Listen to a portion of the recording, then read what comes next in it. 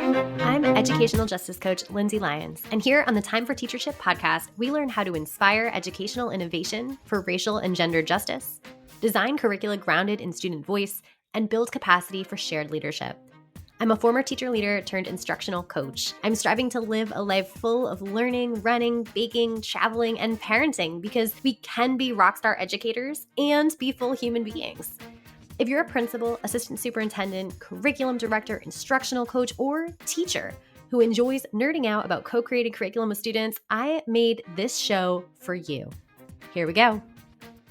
Welcome to another episode of the Time for Teachership podcast. I am so excited to talk about today's topic, which is going to be facilitation moves that you can model as you facilitate professional development sessions. So as a coach, as an administrator, as a teacher leader, whoever you are listening, you are probably an innovator, a person who tests some things out, who leads change and pedagogical change in your communities. And so you're often likely designing and facilitating professional learning experiences. And if you're not already, it's on the horizon for you, trust me.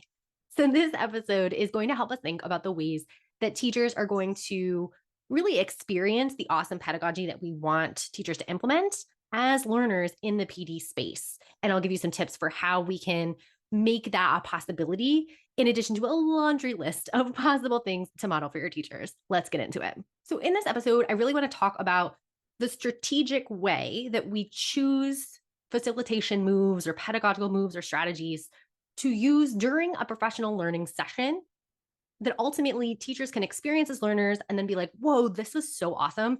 I want to do this with my students. And now having experienced it as a learner, I know kind of the possibilities there, the emotional experience, what worked for me, maybe what didn't, what adaptations I might make for my students in my classroom, all of that. So what I want to do today is talk through kind of the why, the what are all of the ones that I use. And then I'm going to direct you to today's freebie, which is not a traditional freebie, but it's actually a YouTube series. So over on YouTube, I do 5-minute tutorials. And this month, January 2024, as this airs, is actually going to be a series of 5 videos that talk about the various moves that I use. And I actually walk you through within the 5 minutes. It's like categorized in the different categories I'll share with you in just a moment of the types of moves that I make during PD. And it shares with you literally what those slides look like as I'm facilitating and the slide resource bank, which I'll talk about in a moment, and how I create that. So make sure if you are interested in this episode, if you're listening along, nodding your head saying, yeah, I want that, you can have a massive time saver by just going to those videos.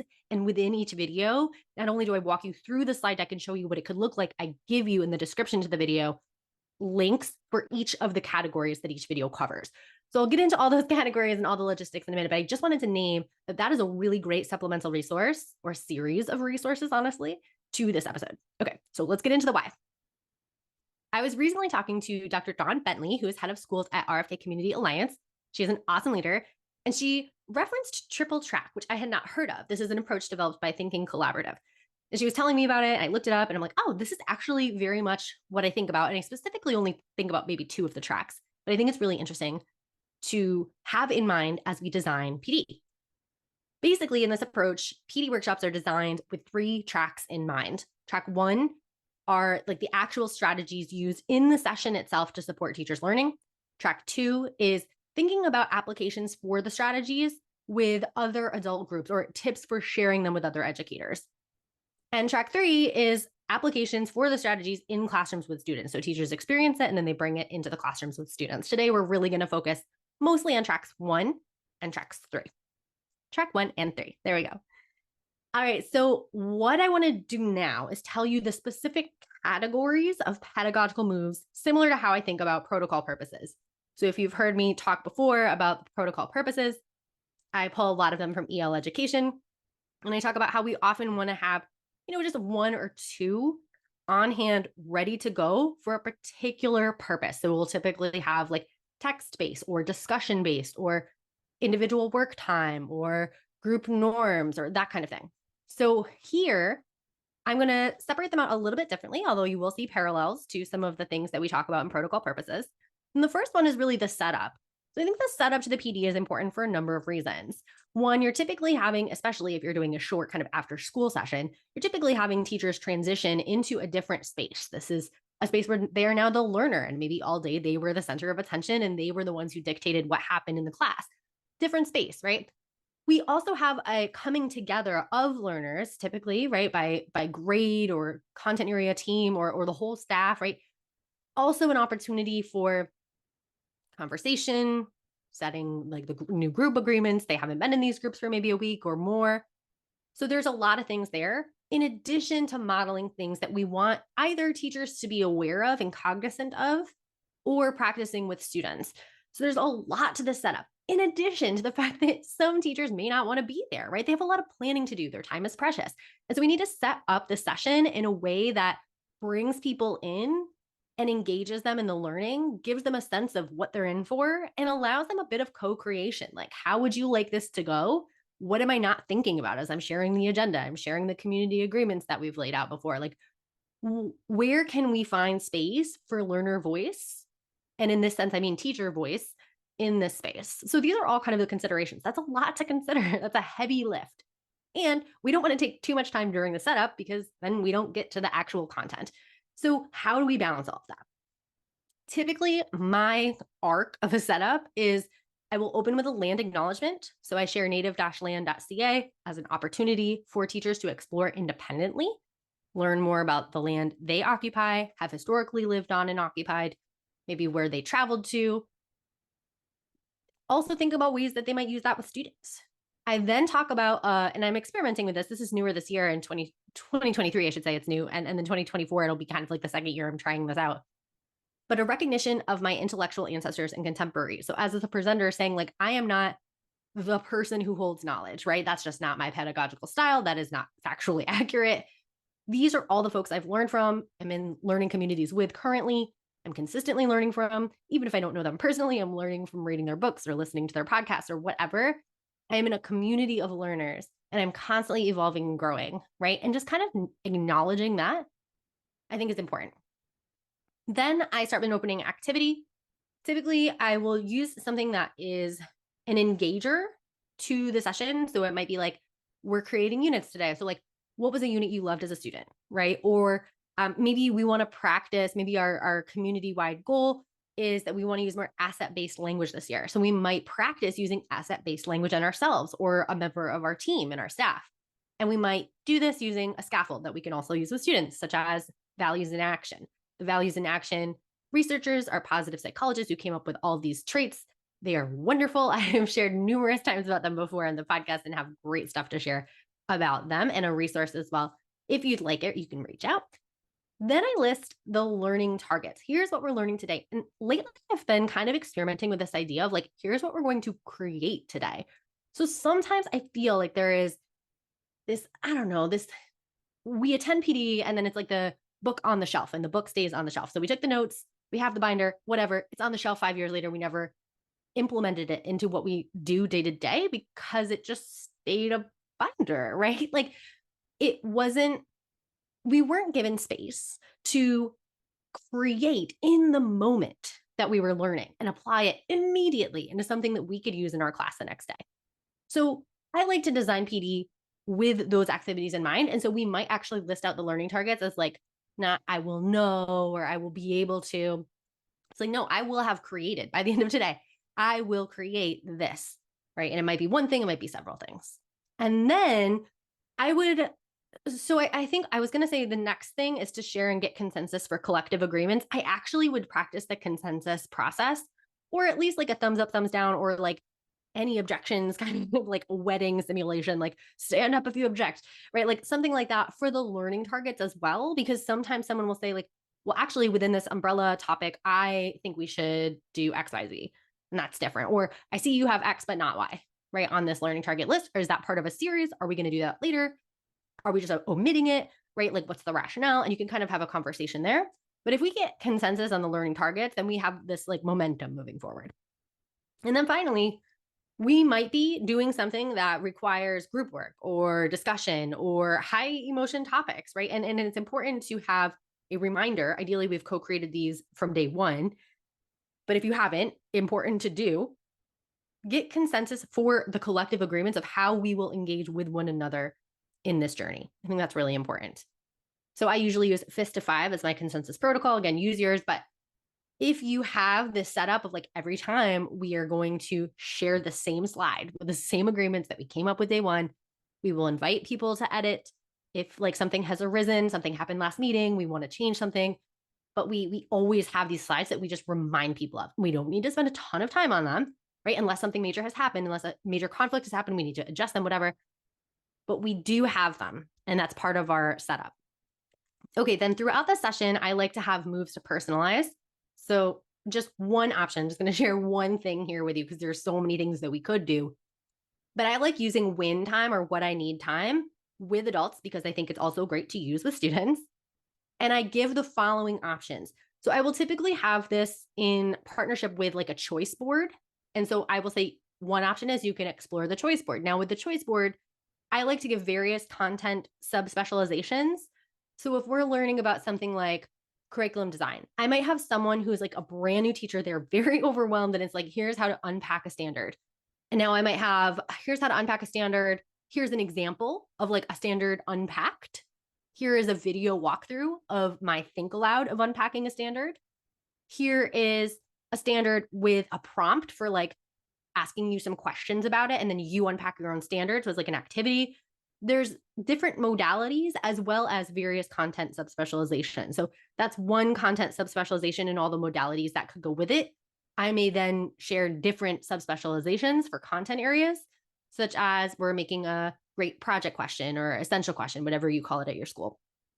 I'm thinking about the ways that I offer student voice within my curriculum, right? Like, so we would kind of have this multi-row, multi-column thing that ideally doesn't overwhelm because there's so much choices. There are folks who have told me it's a bit overwhelming when I have way too many choices. So it's a kind of a line to balance. But then you also want people who, no matter where they are in their learning journey, no matter how many years of teaching or practice with this skill or activity that you're teaching about or facilitating conversation around, no matter how much experience they've had or how much confidence they have in that, like they have an option that's a good fit for them. So that's like the number one thing that I think people usually do during win time because they're like, whoa, there's all these resources, I'm going to explore them. Then I also give some other options that they may be thinking of, they may do naturally, they may not realize is an option. For example, start adapting or building a resource that you will use in class. So maybe you watched a video of on the choice board and it was like 2 minutes long. And you're like, okay, I got it. And now there's 8 more minutes of, win time. You can actually start building a resource right now. Let's say you looked at something that was like how to build a circle, like a circle protocol, how to do a lesson that's like circle. So you watch like a couple minutes of a video and you're like, oh, okay, I got it. And here's a template that was also in the choice board. Great, got it. Now, like start building the circle, right? Like start building the circle for next week's class or something, right? You can actually start writing in your question that you're going to pose to the students. And I'm going to use this picture to prompt their opening circle, like react to this picture. What do you notice or something? So you can help them see that it's not only a good idea to like just start embedding and applying right away what they're learning, but that it is actually possible to get a good start in just like 5-10 minutes. And once they've like outlined the idea, even if they don't finish it in the session, they're likely to kind of finish it up and implement it soon versus not giving any time or kind of a nod to you can use this time to start creating. Other options include brainstorming with a partner, asking me, the facilitator, a question, and building a sustainable plan. So sometimes people are like a little overwhelmed by the building a specific resource I'm going to use tomorrow in class kind of thing. Invite them to build a sustainable plan. So say like, okay, this month, your goal is to implement 1 circle, right? Or something. And then next month, your goal is to implement a 2nd circle and ask for student feedback. And then the 3rd month, you're going to try a circle every other week, right? And then the 4th month, you're going to invite a student or a group of students to develop and facilitate their own circle, right? So like they're not actually creating the thing right now. They need a little bit more think time, perhaps, but they are building out the plan of accountability for themselves to kind of implement all this stuff. Okay, the next thing I want to do as a category is share moves to engage. Oh my gosh, there's so many of these, and you should watch the video on discussion strategies that is linked in this blog post if you would like more. By the way, that's lindsaybethlyons.com/blog/147. So I'm going to kind of run through them. If you want more details or visuals of the slides that accompany them with like the protocol steps and things, check that out. So one is just a very general, very vague. It's to pause my speaking after I share something and invite additions, adaptations, or concerns. So say like, okay, so I just talked for, 5-10 minutes about this thing. I'm sure you do some version of this thing or have done something that has the same purpose in your class. Tell me what I'm missing, or tell me what's wrong with what I just shared. What adaptations would you need to make for your class? Or what concerns or questions do you have, right? Just like invite some engagement and just a quick pause. Super simple one. I also like inviting specific reflection questions following like a creation-based activity. So the typical ones I use are, what did you create? So do you want to share out what you did? What challenges are coming up? What questions do you have? And what ahas did you have? Was there like a light bulb moment where you're like, oh, I totally get this now, right? Or I never thought about it this way. Another one is, if you have absolute crickets, I really like collect and display, which is actually a math language routine from illustrative mathematics or illustrative mathematics. I never know how to say that. And that's to generate ideas from all participants. They write ideas on a Post-it, put them up on the wall, and you can kind of categorize and launch a discussion from there. Rhonda Bondi, I've talked about in not only this blog, but like my teacher blog, like over a decade ago, I think, where she talks about think, talk, open exchange, which is just kind of like a formalized discussion protocol for a small group. I also really I've been into Harvard's Project Zero stuff lately. So they have color, symbol, image as a protocol. And because image is something that, they either would have to conjure, draw, or maybe like use their phones or computers to access. And that could be maybe it could potentially interrupt the conversation. Maybe not. I think even with adults, it might. So I like to suggest, right? You could say you could always draw your own image, but for, I think, people who maybe are not artistically inclined or a little overwhelmed by that idea, I like to use little cards that also have like shapes, colors, and images on them. I'm sure there are tons of decks out there, but I have used the ones from Dr. Amy Clymer, who is in my graduate program. Has them. They're called Clymer cards, CLIMBER. And then if you just look it up, you can purchase them. I think like $25 or something online. So those are fun. And then finally, I would say the last section I'm thinking of are like moves to close. So as we close out, what do you want to do? And again, thinking about that track 1, track 3, what do you want students to experience in classrooms? So teachers are actually going to take this and implement it. I like self-assess on Marzano's scale. So I adapt Marzano's scale from like 4 or 5, whatever it is initially, to 3. But I basically say like, here are our learning targets from the beginning, right? From our opening, from our setup. Rate yourself 1 to 3. How did you do? And I have a little slide for that gives a little bit more of like, what is a 1, 2, or 3? I give a little analogy with a bicycle. But I think that's a really good option to say like, okay, like just think for a moment. It doesn't even need to be accurate. Like this isn't even about accuracy, though I think this is a great conversation starter for folks around accuracy. If your students are constantly rating themselves like 3 out of 3 and their work is not of the 3 caliber, like have that conversation, right? That's a great one-on-one conversation opportunity. Or if it's a large trend in the class, like open up that conversation.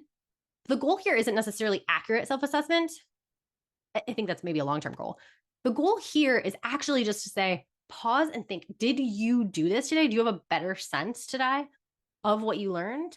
Do you still need help with it? Like, how can you flag that for me? This is one way.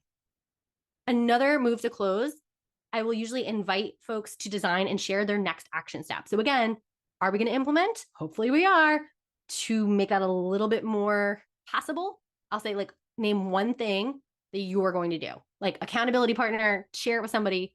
One thing you're going to do to implement what you learned tomorrow or this week or whatever. And finally, I will invite participants to share their feedback on a short survey. I have a typical one I use. I think this is good practice for teachers to do with their students as well. What did I do well today? What did I not do well, right? Like get that feedback and get that to become routine. You don't have to do it every day, every lesson, but maybe every week, every month, every unit. There are a ton more moves I could share. And I think for teachers specifically, I like the reading texts. Like I'll do like a notice wonder or something as whenever students are reading text to support that. That's a move I love. And also a ton of moves for critical analysis.